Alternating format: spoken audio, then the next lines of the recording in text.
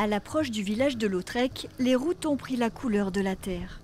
Les champs ont été ravinés par les fortes pluies de la veille et les grêlons sont encore visibles. Mais les dégâts les plus impressionnants concernent les cultures, notamment celle de l'ail rose. Chez ce producteur, aucun plant n'a résisté à la vague de grêle. C'est un épisode qui a été violent. En très peu de temps, il est tombé une grosse quantité d'eau, de grêle. Donc ça a eu pour impact, toutes les cultures sont touchées. On peut constater qu'effectivement, il ne reste plus que les pieds, il n'y a plus de feuilles. Et donc maintenant, je ne sais pas qu'est-ce qui va arriver de cette culture-là. C'est un désespoir, quoi. L'ail entrait dans sa dernière phase de croissance. La récolte était prévue pour la fin du mois de juin. Elle est désormais compromise. C'est mon revenu principal. C'est une petite exploitation. Donc oui, c'est une grosse perte.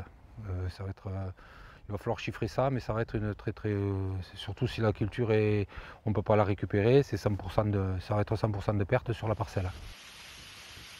La grêle a aussi frappé le centre du village, comme on peut le voir sur ces images filmées par des habitants. Sur les remparts, la maison de retraite qui accueille 81 résidents n'a pas été épargnée.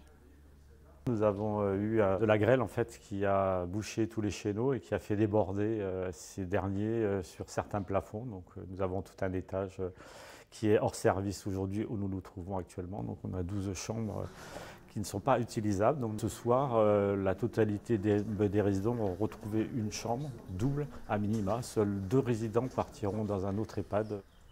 Dans les rues de Lautrec, le calme est revenu à quelques jours de la fête du village.